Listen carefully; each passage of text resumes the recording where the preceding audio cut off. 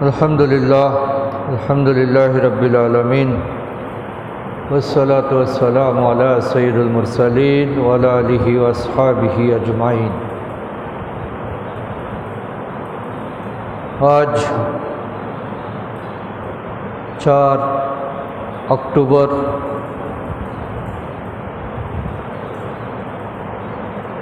রবিউল আউয়াল মাসের শেষ পর্যায়ে আমরা এসে পৌঁছেছি এবং রবিউল আউয়াল মাসের পরবর্তী মাস রবিউস সানি আমাদের শুরু হয়ে গেছে। আমরা আল্লাহ সুবহানাহু ওয়া তাআলার দরবারে লাখো কোটি শুকরিয়া আদায় করি।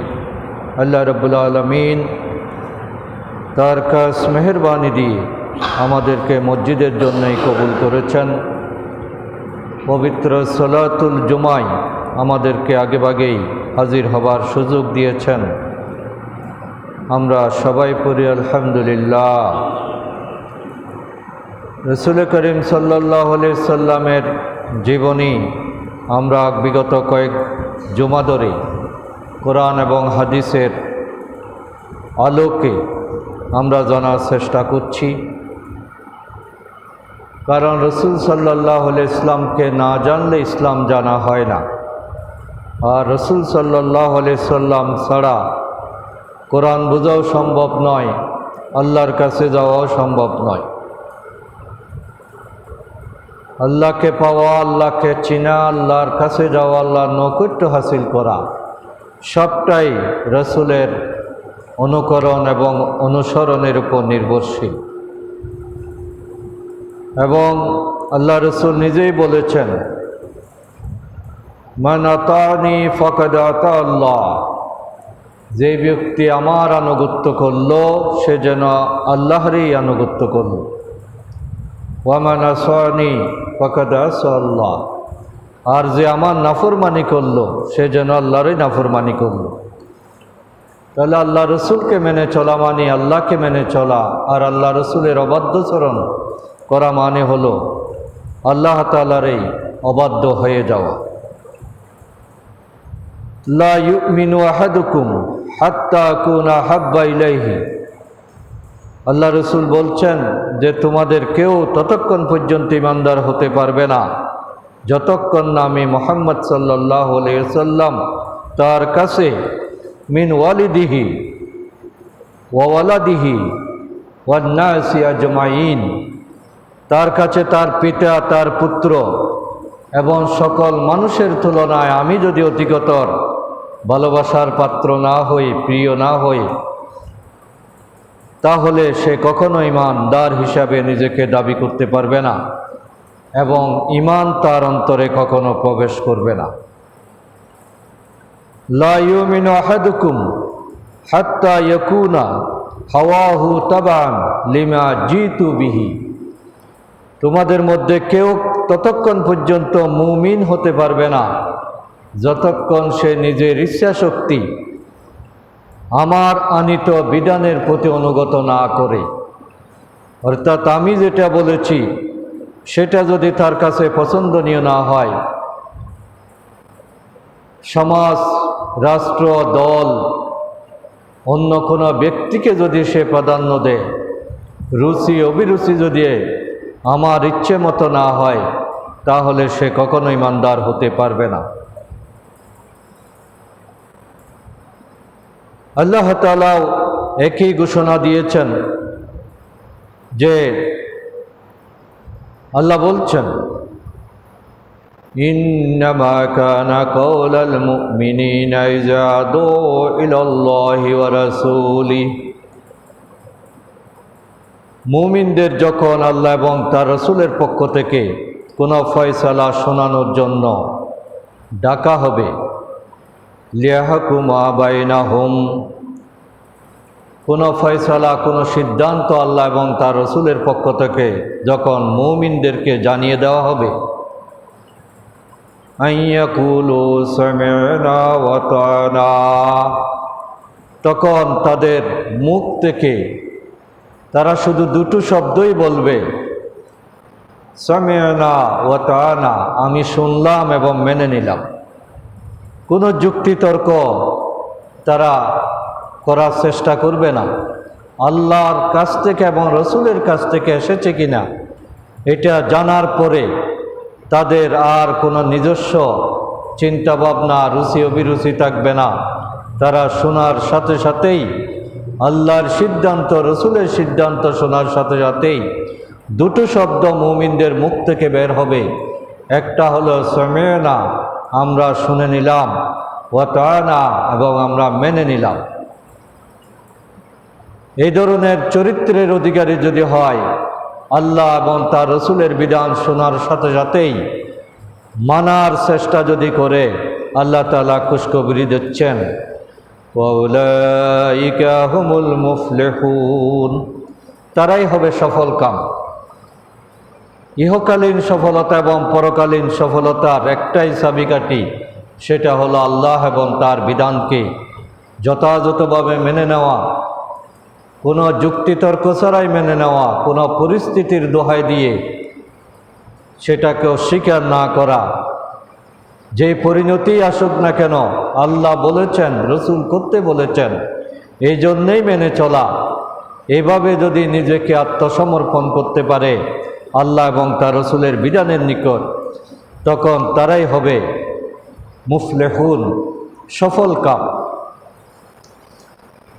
وما كان لمؤمن ولا مؤمنات إذا قضى الله ورسوله, আল্লাহ এবং তার রসুল যদি কোনো মুমিন পুরুষ এবং নারীর প্রতি কোনো ফয়সালা দিয়ে দেন, আমরান, কোনো ফয়সালা, কোনো হুকুম যদি আল্লাহ এবং তার রসুলের পক্ষ থেকে, সে পুরুষ হোক বা নারী হোক, উভয়ের প্রতি যদি এসে যায়, আইয়াকুনা লাহুমুল খিয়ারাতু মিন আমরিহিম, তখন তারা সেটাকেই একমাত্র মানার বিষয় হিসাবে তারা সেটা গ্রহণ করে নেবে। সেখানে কোনো ধরনের না মানার কোনো এখতিয়ার কোনো নারী পুরুষের, মুমিন নারী পুরুষের মধ্যে নেই, কোনো অপশন আল্লাহ তাআলা রাখেননি। ওয়ামান ইয়াসাল্লাহা ওয়া রাসূলাহু, যদি কেউ আল্লাহ এবং তার রসুলের নির্দেশকে মেনে না নিয়ে তার বিপরীত করে, অমান্য করে, ফাকাদ দাল্লা দালালাম মুবিনা, তখন তারা চূড়ান্তভাবে পথভ্রষ্ট হয়ে যাবে, গোমরা হয়ে যাবে। এই জন্য হেদায়েতের পথে টিকে থাকার জন্যেই মূলত রসুল সাল্লাল্লাহু আলাইহি সাল্লামের অনুসরণ এবং আল্লাহর নির্দেশ মেনে চলা, এটা অত্যন্ত জরুরি।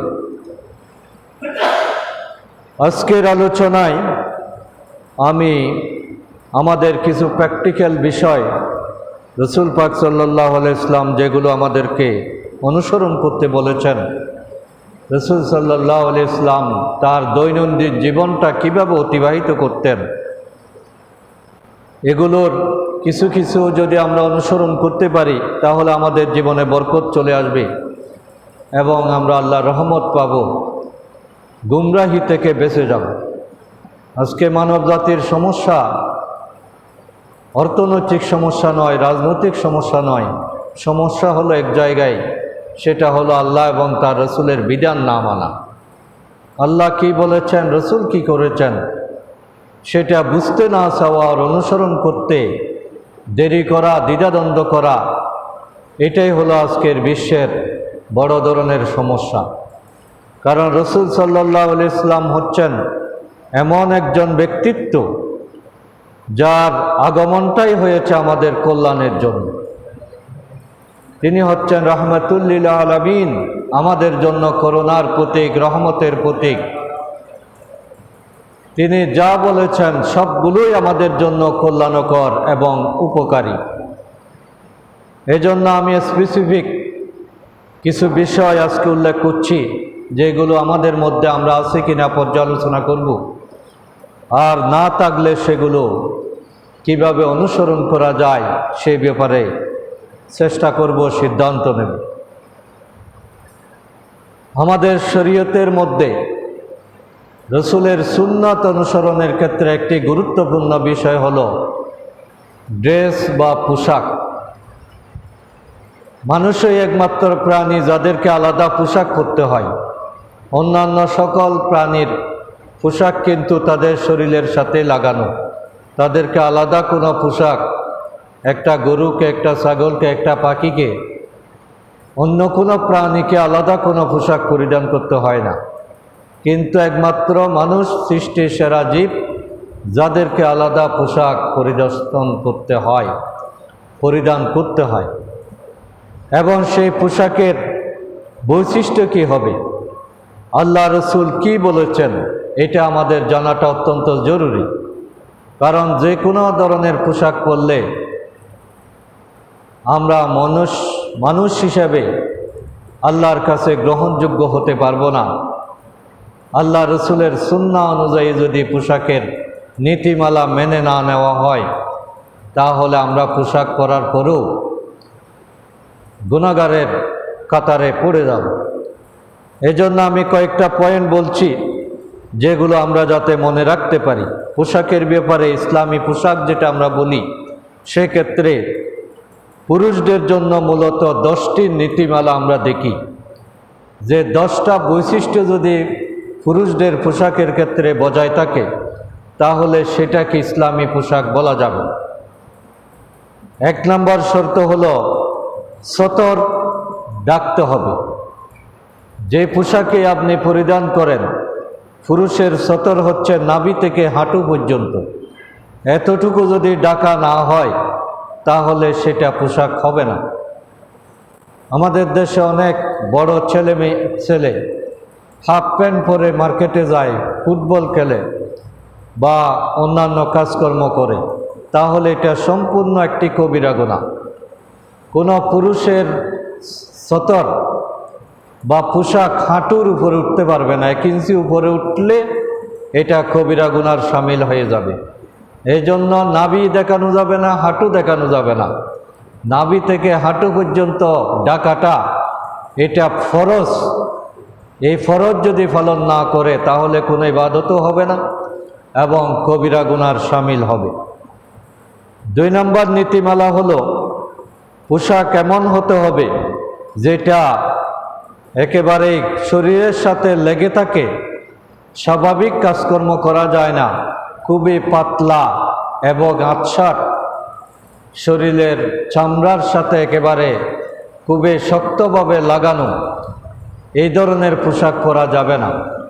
যেটা একটু ঢিলে ঢালা, সহজভাবে খোলা যায়, পরা যায় এবং ইবাদত করা যায়, এই ধরনের পোশাক ব্যবহার করাটা জরুরি, এটাই সুন্নাত। পুরুষদের জন্য 3 নম্বর শর্ত হচ্ছে পুরুষেরা এমন কোনো পোশাক পরতে পারবে না যেটা পুরুষ না নারী এটা বোঝা না যায়। নারীদের অনুকরণ করে কোনো ধরনের পোশাক পুরুষেরা ব্যবহার করতে পারবে না, এটা হারাম। নারীর পোশাকের সাথে সাদৃশ্য করলে ওই ধরনের পোশাক পুরুষেরা যদি পরিধান করে, তাহলে সেটা কবিরা গুনার মধ্যে পড়ে যাবে। 4 নম্বর হলো এমন কোনো পোশাক পরিধান করা যাবে না যেটা অহংকারের প্রকাশ ঘটায়, যেটা সে অন্য 10 জনের চেয়ে নিজেকে আলাদা মনে করে এবং এটা নিয়ে গৌরব করে যে আমার মতো দামি পোশাক এই সমাজে কেউ পরতে পারে নাই। এই ধরনের পোশাক নিয়ে যদি গৌরব করার অবস্থা সৃষ্টি হয়, তাহলে সেই পোশাক পরাটাও জায়েজ হবে না। 5 নম্বর হলো ইসলামী পোশাক হবে সরলতা এবং বিনয় প্রকাশক। যে পোশাক পরলে আমার সহজ সরল জীবন বোঝা যায় এবং যেটা আমার বিনয়ী মনোভাব ফুটে ওঠে, যেখানে কোনো অহংকারী মনোভাব কাজ করে না, এটাই হলো পুরুষদের জন্য বৈধ পোশাক। 6 নম্বর হলো সবচেয়ে গুরুত্বপূর্ণ শর্ত হলো পুরুষেরা এমন কোনো পোশাক পরতে পারবে না যেটা পায়ের গোড়ালি নিচে চলে যায়। সেটা পাঞ্জাবি হোক, পায়জামা হোক, লুঙ্গি হোক, গোড়ালির নিচে কাপড় পরা এটা সম্পূর্ণ হারাম। এটা যাতে কখনো না হয় সেটা আমাদেরকে খেয়াল করতে হবে। 7 নম্বর হলো ছবি জাতীয় এবং ধর্মীয় পরিচয় প্রকাশ পায়, অন্য ধর্মের পরিচয় প্রকাশ পায়, এই ধরনের পোশাক মুসলমানদের পরা জায়েজ নাই। কোনো ছবিযুক্ত কাপড় পরা যাবে না। 8 নম্বর হলো পুরুষদের জন্য রেশমি কাপড় পরা, এটা সম্পূর্ণ হারাম। পুরুষদের জন্য স্বর্ণ ব্যবহার করা, সেটা আংটি হোক, গলার চেইন হোক, অন্য যে কোনো জায়গায় 1 ফোঁটা স্বর্ণও পুরুষেরা ব্যবহার করতে পারবে না। এবং এটা কেউ দেখলে সাথে সাথে নিয়ে ফেলা, নিষেধ করা, এটা আমাদের দায়িত্ব। আমরা আমাদের ছেলেদেরকে কখনো আদর করে যাতে স্বর্ণ ব্যবহারের সুযোগ না দিই, অনুমতি না দিই, এটা সম্পূর্ণ হারাম। 10 নম্বর হলো সামর্থ্যের আলোকে পোশাক পরিধান করা। যার আর্থিক সামর্থ্য যতটুকু, সেই স্ট্যান্ডার্ড মেনটেন করে পোশাক পরিধান করাটাই ইসলামের নীতিমালা। আমার অনেক টাকা আছে কিন্তু আমি ছেঁড়া কাপড় পরি, এর মধ্যে আলাদা কোনো বুজুর্গি নেই, বরং এটা আল্লাহর নিয়ামতের নাশুকরি করা। এই জন্য পোশাকটা হতে হবে শালীন, আরামদায়ক, ঢিলে ঢালা এবং অহংকার প্রকাশ করবে না এই ধরনের, অন্য কোনো ধর্মীয় পরিচয় ফুটে উঠবে না এই ধরনের। আর অবশ্যই গোড়ালির নিচে, পায়ের নিচে যেতে পারবে না। প্যান্ট যদি আমরা অনেক সময় মসজিদে আসলে প্যান্টটাকে তুলে দিই, আবার মসজিদ থেকে বের হলে আবার নামিয়ে দিই, এটা করা যাবে না। কারণ যেটা হারাম এটা সব জায়গায় হারাম। আপনি যখন রাস্তায় হাঁটেন তখনও যদি প্যান্টটা নামিয়ে হাঁটা হয় তাহলে আপনি হারামের মধ্যে লিপ্ত থাকলেন। এই জন্য মসজিদে যেটা নাজায়েজ, বাইরেও সেটা নাজায়েজ। আমরা প্যান্টগুলো এমনভাবে যাতে সেলাই করি যাতে সব সময় গোড়ালির উপরে থাকে। কোনো কারণে যদি টেইলার্স লম্বা করে ফেলে তাহলে ওইটা কেটে ফেলা ফরজ। ওইটা যাক সেলাই করছে আমি ব্যবহার করি, ওইভাবে করা যাবে না। এই হলো ইসলামী পোশাক, যেটা পুরুষদেরকে মেনে চলা দরকার। আর পোশাকের ক্ষেত্রে মহিলাদের যেটা শর্ত, যেহেতু অনেক মহিলা বোন এই আমার কথাগুলো শুনছেন, তারা আমার এই বক্তব্যগুলো খেয়াল করার জন্য আমি অনুরোধ করছি যে মহিলাদের সতর হচ্ছে হাতের এই অংশ, বাইরের অংশ এবং মুখমণ্ডল ছাড়া বাকি সবটাই হচ্ছে মহিলাদের সতর। চুল থেকে শুরু করে সবটাই পায়ের নিচের অংশ, হাতের সামনের অংশ এবং মুখমণ্ডল। মুখমণ্ডলের ব্যাপারে ভিন্ন মত আছে, অনেকে এটাও সহ ঢাকার জন্য বলেছেন।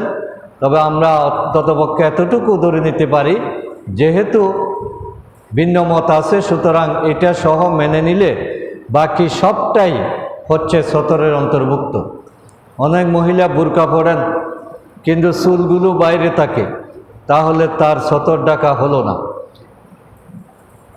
আবার অনেক মেয়ে ওড়না পরেন কিন্তু ওড়নার ফাঁক ফুকর দিয়ে শরীরের বিভিন্ন অঙ্গভঙ্গি বোঝা যায়, তাহলে এটা ইসলামী পোশাক হবে না। এই জন্য সতর মানে হলো সবটাই ঢাকা, এবং এতটুকু ঢাকা নামাজের জন্য ফরজ। কোনো মহিলা যদি একাকী নামাজ পড়ে সেখানে যদি চুল বের করে রাখে তাহলে ওই মহিলার নামাজ আদায় হবে না। এই জন্য সতর ঢাকা যেহেতু ফরজ, যে কোনো ইবাদতের ক্ষেত্রে সতর পালন করা এটাও ফরজের অন্তর্ভুক্ত। এটা আমাদের মা বোনেরা অনেকেই খেয়াল করেন না। 2 নম্বর হলো মহিলাদের পোশাক হতে হবে খুবই ঢিলে ঢালা, মূল বডি স্ট্রাকচারের চেয়ে অনেকটা বেশি কাপড় তারা ব্যবহার করবে। যে বুরকা পরে শরীরের গঠন বোঝা যায়, উঁচু নিচু বোঝা যায়, সেটা বুরকা হবে না। সেই পোশাক পরাটা, সেই বুরকা পরাটা মহিলাদের জন্য জায়েজ হবে না। মহিলাদের পা সহ আবৃত করা এটাও শর্ত। পায়ের উপরের দিকে যদি দেখা যায় তাহলে সেটাও সতর এর অন্তর্ভুক্ত। এই জন্য পা দেখা যায় না এরকম জুতো পরিধান করা, অথবা স্যান্ডেল পরলে বুরকাটা যাতে পায়ের নিচে পর্যন্ত চলে যায় এতটুকু খেয়াল করাটা জরুরি। মহিলারা নিকাব পরবে, হিজাব পরবে, বুরকা পরবে, মৌজা পরবে, এগুলো তাদের চতরের অন্তর্ভুক্ত এবং পোশাকের অন্তর্ভুক্ত। মহিলারা সুগন্ধি ব্যবহার করতে পারবে, কিন্তু যে সুগন্ধির ঘ্রাণ থাকবে না। রাস্তা দিয়ে চলতে গিয়ে মহিলাদের সুগন্ধি যদি পুরুষের নাকে লাগে তাহলে এটা মহিলা গুনাহগারের মধ্যে পড়ে যাবেন। এই জন্য পুরুষেরা ঘ্রাণযুক্ত সুগন্ধি ব্যবহার করবে, আর মহিলারা রংযুক্ত সুগন্ধি ব্যবহার করবে, যেটা ঘ্রাণ ছড়াবে না। মহিলারা এমন কোনো জুতো পরবে না, স্যান্ডেল পরতে পারবে না যেটা কটকট আওয়াজ হয়, যেটা পথ চলতে গিয়ে অন্যদের দৃষ্টি আকর্ষণ করে, এই ধরনের আওয়াজ হয়, এই ধরনের কোনো জুতো বা স্যান্ডেল তারা পরিধান করতে পারবে না।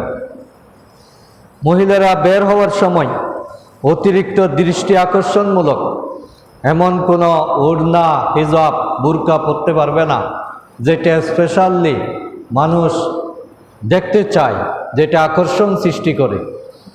তাইলে কোনো মহিলা যদি বলে যে আমার বুরকাটা সুন্দর হয়েছে কিনা, এটা ভালো লাগতেছে কিনা, তাহলে আসলে ওই কথা জিজ্ঞেস করা তার জন্য অশালীন এবং এটা উচিত নয়।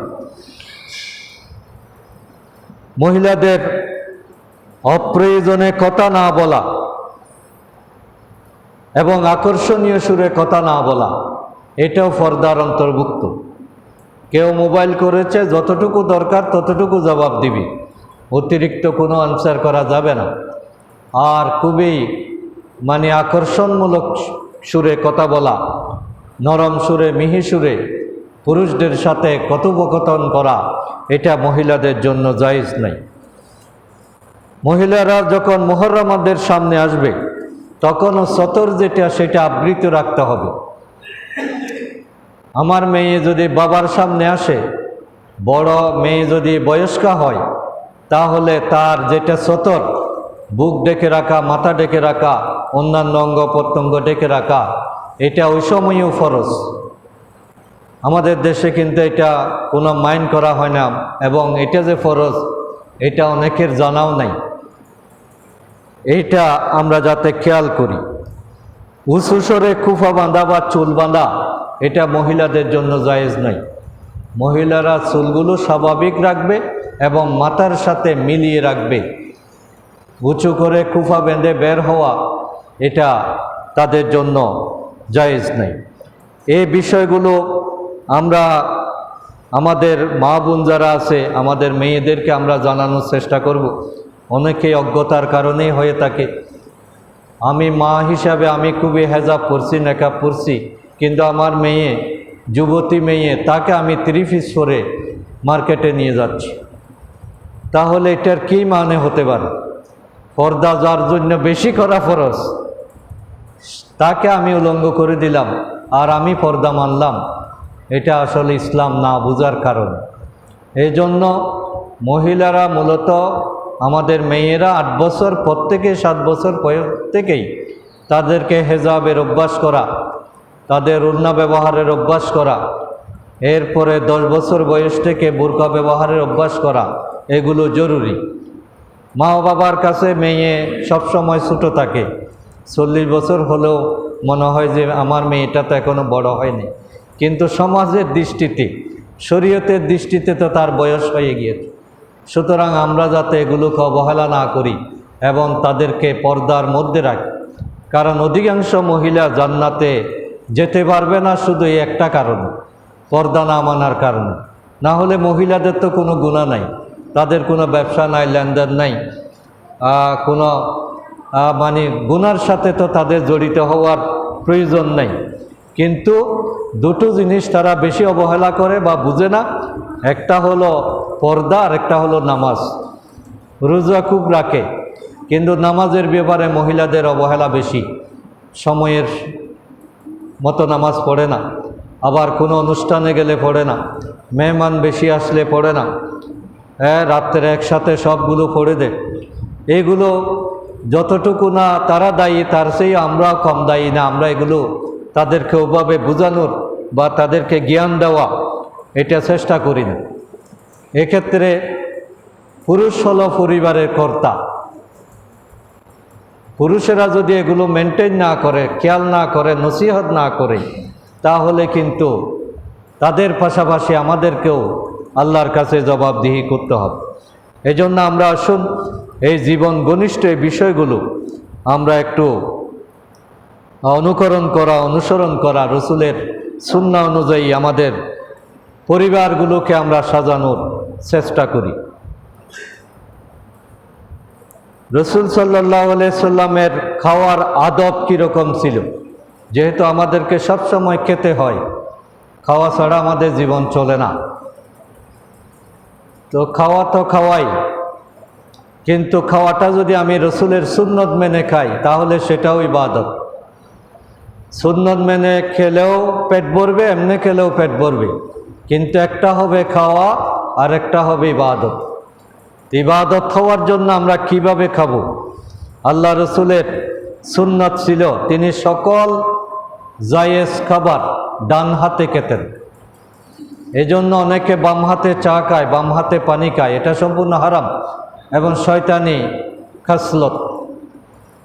কোনো মুসলমান কখনো বাম হাতে কোনো কিছু খেতে পারবে না। ডান হাতে খাওয়াটাই সুন্নাত এবং এটার মধ্যে কল্যাণ। রসুল সাল্লাল্লাহু আলাইহি ওয়াসাল্লাম সকল কিছু খাওয়ার পূর্বে এবং পরে হাত ধুয়ে নিতেন। এই যে হাত ধোয়ার কথা আজকে বিশ্বব্যাপী হাত ধোয়া দিবস পর্যন্ত পালন করা হচ্ছে, এগুলো কিন্তু রসুল সাল্লাল্লাহু আলাইহি ওয়াসাল্লাম অনেক আগেই শিক্ষা দিয়েছেন যে তোমরা যদি কোনো কিছু খাবার গ্রহণ করো যাতে হাত দিয়ে নাও। আমরা দোকানে গিয়ে সিঙ্গারা এমনি খেয়ে ফেলি, তাহলে ওখানে আমার হাতে তো জীবাণু থাকতে পারে। এই জন্য যে কোনো খাবার গ্রহণের আগে হাত ধুয়ে নেওয়াটা সুন্নত, এবং সুন্নত মনে করে যদি আপনি হাত ধুয়েন তাহলে একটা সুন্নত পালনের সওয়াব আপনি পেয়ে গেলেন। রসুল সাল্লাল্লাহু আলাইহি ওয়াসাল্লাম যে কোনো কিছু খাওয়ার পূর্বে বিসমিল্লাহ বলে খাবার শুরু করতেন। যে খাবারে বিসমিল্লাহ বলা হয় না ওই খাবারে শয়তান অংশগ্রহণ করে, ওই খাবারের মধ্যে কোনো বরকত পাওয়া যায় না। এই জন্য খাবার যে একেবারে একটা চকলেট খেতে গেলেও সেটা যাতে আমরা বিসমিল্লাহ না বলে না খাই, এটা অভ্যাস করতে হবে। রসুল সাল্লাল্লাহু আলাইহি ওয়াসাল্লাম সকল খাবার গ্রহণের পরে দোয়া পড়তেন, শুকরিয়া আদায় করতেন। এই জন্য শুকরিয়া আদায় করা, দোয়া পড়া এটা করে আমাদেরকে করতে হবে এবং এটাই সুন্নাত, এটার মধ্যেই কল্যাণ। 5 নম্বর হলো রসুল সাল্লাল্লাহু আলাইহি ওয়াসাল্লাম কখনো খাবারের দোষ ধরতেন না, আবার বেশি প্রশংসাও করতেন না। বেশি প্রশংসা করলে ফ্ল্যাটারিং মনে হয়, আর দোষ ধরলে যিনি করছেন সে কষ্ট পায়। এই জন্য রসুল সাল্লাল্লাহু আলাইহি ওয়াসাল্লাম কোনো কিছু পছন্দ না হলে তিনি রেখে দিতেন, কিন্তু কখনো দোষ ধরতেন না। লবণ বেশি হয়েছে, জাল বেশি হয়েছে, তারপরে আরেকটু টেস্ট হলে ভালো হতো, এই জাতীয় কথা বলা এগুলো কিন্তু সুন্নাত বিরোধী। আমাদের দেশে অনেক বিয়ে ভেঙে যাচ্ছে শুধু খাবারের দোষ ধরতে গিয়ে, খাবারের আইটেম পছন্দ হয় নাই এইগুলো। সুতরাং সুন্নত মানলে আসলে কোনো সমস্যা হওয়ার কথা না। আপনারা একটু সামনে চলে আসেন। এরপরে খাবারের ব্যাপারে রসুল পাক সাল্লাল্লাহু আলাইহি ওয়াসাল্লামের সবচেয়ে বড় নীতিমালা যেটা মানলে আমরা কখনো অসুস্থ হব না। কোনো মানুষ কিন্তু না খেয়ে অসুস্থ হয় না, সব মানুষ অসুস্থ হচ্ছে বেশি খাওয়ার কারণে। এই জন্য রসুল সাল্লাল্লাহু আলাইহি ওয়াসাল্লামের সুন্নত হলো তিনি খাবার খেতে বসতেন যখন ক্ষুধা আসত, ক্ষুধা নাই তিনি খেতেন না। আবার খাবার শেষ করতেন এমন অবস্থায় যখন আরও কিছু খাওয়ার ক্ষুধা বাকি আছে, অর্থাৎ চাইলে আরও খাওয়া যাবে, অর্থাৎ অপূর্ণ থাকা অবস্থায় তিনি খাবার শেষ করতেন। তা আমরা যে একেবারে 10-12টা আইটেম দিয়ে যা ইচ্ছে মতো খাই, এই খাওয়ার পরেই কিন্তু আমাদের অশান্তিটা শুরু হয়। এজন্য সুন্নত মানলে খাবারের কোনো অসুবিধা আমরা ফিল করব না। ক্ষুধা আসলে খাওয়া আর ক্ষুধা রেখে খাওয়ার শেষ করা, এটা হলো রসুলের সুন্নত। আপনি যদি 2 মুষ্টি কম খান কোনো অসুবিধা নেই, কিন্তু 2 মুষ্টি বেশি খাইলে পেটের সমস্যা, মানসিক সমস্যা, অনেক ধরনের সমস্যা ফিল করতে হয়। এই জন্য খাবারের ক্ষেত্রে রসুল সাল্লাল্লাহু আলাইহি সাল্লামের এই নিয়মগুলো আমরা মেনে চলব। রসুল সাল্লাল্লাহু আলাইহি সাল্লামের চুল এবং দাড়ির ব্যাপারে তার সুন্নত কি? রসুল সাল্লাল্লাহু আলাইহি সাল্লামের চুলগুলো ছিল হালকা কুকড়ানো এবং কানের লতি পর্যন্ত চুল রাখা, এটা সুন্নতের অংশ। আমরা অনেক সময় এগুলো নিয়ে হাসাহাসি করি যে বান্ডারি হয়ে গেছে। না, এটা বান্ডারির বৈশিষ্ট্য না, এটা রসুলের সুন্নত। চুল রাখার ব্যাপারে 3টা সুন্নত আছে। একটা হলো ছোটো করে রাখা, আরেকটা হলো লতি পর্যন্ত রাখা, অথবা একদম কামাই করে ফেলা, এটাও জায়েজ আছে। 4 জন সাহাবীর ভিতর 2 জনেই ছিলেন চুল ছিল না, আর 2 জনের মধ্যে ভালো চুল ছিল। আর চুলের মধ্যে, দাড়ির মধ্যে মেহেদি লাগানো, এটা সুন্নত। সাদাও রাখা যায়, কিন্তু মেহেদি লাগালে সুন্নত পালনের আলাদা একটা সওয়াব আছে। এজন্য আমরা অনেক সময় এটাকে নিয়েও তর্ক বিতর্ক করি, এগুলো আমাদেরকে জানতে হবে। রসুল সাল্লাল্লাহু আলাইহি ওয়াসাল্লাম নিয়মিত চুলে তেল দিতেন এবং আঁচড়াতেন। চিরুনি সবসময় রসুলের সাথে ছিল। রসুল সাল্লাল্লাহু আলাইহি ওয়াসাল্লাম একটা ছোট ব্যাগ ব্যবহার করতেন, যেখানে সুরমা থাকতো, চিরুনি থাকতো, খিলাল থাকতো, মেসওয়াক থাকতো এবং নিত্য প্রয়োজনীয় ব্যবহার্য জিনিসগুলো, কাশি, এগুলো থাকতো। তাহলে তিনি ছিলেন খুবই শৌখিন এবং হ্যান্ডসাম, যার কারণে এলোমেলো চুল রাখা, চুলে তেল না দেওয়া, এগুলো সুন্নতের পর্যায়ে পড়ে না। আমাদের দেশে যারা বেশি বুজুর্গ, ওরা চুল ছাটে না, এলোমেলো চলে, পোশাকের কোনো শালীনতা নাই, দুর্গন্ধযুক্ত পোশাক পরে, এইগুলো কিন্তু সুন্নতের বাইরে। রসুল সাল্লাল্লাহু আলাইহি ওয়াসাল্লাম খুবই টিপটপ এবং খুবই হ্যান্ডসাম ছিলেন। তার প্রত্যেকটা কাজের মধ্যে আকর্ষণ ছিল। চুল দাড়ি এলোমেলোভাবে রেখা, এগুলো সুন্নতের পর্যায়ে পড়ে না। এজন্য এগুলোকে সেটে সুটে সুন্দরভাবে যাতে আকর্ষণীয় করে রাখা, এগুলোই সুন্নত। আমরা যাতে এগুলো অবহেলা না করি। রসুল সাল্লাল্লাহু আলাইহি ওয়াসাল্লাম দাড়ি লম্বা করতে বলেছেন, দাড়িকে ছেড়ে দিতে বলেছেন, আর মুছকে ছাড়তে বলেছেন। মুছকে শেভ করাটা সুন্নত না, মুছকে ছাড়তে বলেছেন, অর্থাৎ কাশি দিয়ে কেটে ফেলা, এটা হলো সুন্নত। আমরা অনেক সময় এগুলো শেভ করে ফেলি, এটা সুন্নতের বাইরে। এই জন্য মুছ ছাড়তে হবে, দাড়ি লম্বা করতে হবে। দাড়ি মানে সব সময় কেটে ফেলা, একেবারে ছোটো করে ফেলা, এটা সুন্নতের বিপরীত। যতটুকু পারেন আপনি লম্বা করেন, এক মুষ্টির বাইরে যাতে যায়। আর একেবারে অনেকে আছে আবার একেবারে সিনার নিচে পর্যন্ত যায়, এগুলো কিন্তু আবার সুন্নত না। এগুলো এই যে এলোমেলো সন্ন্যাসীদের মতো দাড়ি রাখা, একদম মানে এটা সুন্নতের পর্যায়ে পড়ে না। রসুল সাল্লাল্লাহু আলাইহি ওয়াসাল্লাম সব কিছু ছিল পরিপাটি। তাহলে যেখানেই মানে সৌন্দর্য বিনষ্ট হচ্ছে, বুঝতে হবে এখানে আমার বোঝার সমস্যা আছে, আমি রসুলের মানে সুন্নতগুলো হয়তো আমি ঠিকমতো ফলো করতে পারছি না। এই জন্য আমরা এটা খেয়াল করতে হবে। রসুল সাল্লাল্লাহু আলাইহি ওয়াসাল্লাম পথ চলতেন কীভাবে? তিনি পথ চলতেন ধীর পদক্ষেপে, বিনয়ের সাথে। কোনো ধরনের ঔদ্ধত্য, অহংকার তার চলার মধ্যে প্রকাশ পেত না।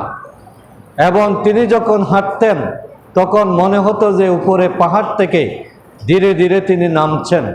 এই ধরনের গাম্ভীর্যতা নিয়ে এবং একটা শালীনতা নিয়ে, বিনয় নিয়ে এবং একটা মানে বিশেষ স্পেশালিটি নিয়ে রসুল সাল্লাল্লাহু আলাইহি ইসলাম পথ চলতেন। তিনি পাকে মাটির সাথে টেনে টেনে খসখস করে করে আওয়াজ করে করে পথ চলতেন না। ঘর থেকে বের হওয়ার সময় রসুল সাল্লাল্লাহু আলাইহি ইসলাম সব সময় দোয়া পড়ে বের হতেন। বিসমিল্লাহি তাওয়াক্কালতু আলাল্লাহ, হে আল্লাহ আমি আপনার নামেই যাত্রা শুরু করলাম। তাহলে এভাবে ঘর থেকে বের হওয়ার সময় দোয়া পড়া এটা সুন্নাত। আপনি যতবারই ঘরে ঢুকবেন দোয়া পড়বেন, যতবারই বের হন দোয়া পড়বেন, তাহলে একটা সুন্নাত পালন হয়ে যাবে। রাসূল সাল্লাল্লাহু আলাইহি ইসলাম যখন হাঁটতেন তখন 2-3 জন 5 জন যদি একসাথে থাকতো, তিনি সবাইকে নিয়ে পথ চলতেন। সবার সামনে গিয়ে আলাদা নেতা নেতা ভাব এটা তিনি দেখাতেন না। এই জন্য যারা বলে যে তোমরা আমার পিছনে থাকো, সামনে যাইও না, এই কথাগুলো আসলে সুন্নতের পর্যায়ে পড়ে না। একসাথে চলাটাই সুন্নত। মোটামুটি সবাই যাতে সমানভাবে চলে, জায়গা থাকলে আর কি, না থাকলে তো আগে পিছিয়ে করতে হবে। এই জন্য অহংকার বশত যাতে কেউ সামনে না চলে, এটা হলো মূল কথা। রাসূল সাল্লাল্লাহু আলাইহি ওয়াসাল্লাম যখন কারোর সাথে কথা বলতেন তখন তিনি পুরোপুরি চেহারাটা তার দিকে ফিরিয়ে নিয়ে কথা বলতেন। চেহারা একদিকে আর কথা শুনতেছেন আরেকদিকে, এইরকম যাতে না হয়, এটা সুন্নত বিরোধী। এরকম হলে যিনি কথা বলছেন তিনি মনে কষ্ট পান যে আমাকে মনে হয় গুরুত্ব দেওয়া হলো না। এই জন্য একজন ছোট বাচ্চাও যদি রসুলের সাথে কথা বলতে চাইতেন, তিনি সম্পূর্ণ চেহারাকে তার দিকে মনোযোগ দিয়ে একেবারে আন্তরিকতার সাথে শুনতেন। এই জন্য কথা শোনাটা, মন দিয়ে শোনাটা, এটা রসুলের সুন্নত। রসুল সাল্লাল্লাহু আলাইহি ইসলাম যখন পথ চলতেন তখন তার দৃষ্টি থাকত অবনত নিচের দিকে এবং সবার আগে সালাম দিতেন। এটা হলো রসুলের সবচেয়ে বড় সুন্নত, হলো সালামের প্রচলন। তাকে কখনো আগে কেউ সালাম দিতে পারে নাই। একটা শিশু থেকে শুরু করে যে কোনো পর্যায়ের লোক, তার বন্ধু হোক, স্ত্রী হোক, সন্তান হোক, কেউ আগে সালাম দিতে পারে নাই। তাহলে এটা হলো রসুলের বড় বৈশিষ্ট্য। আমরা যদি সুন্নত মনে করে সালামের প্রচলনটা সবার আগে শুরু করতে পারি, এটাই হবে রসুলের আদর্শ মেনে চলা।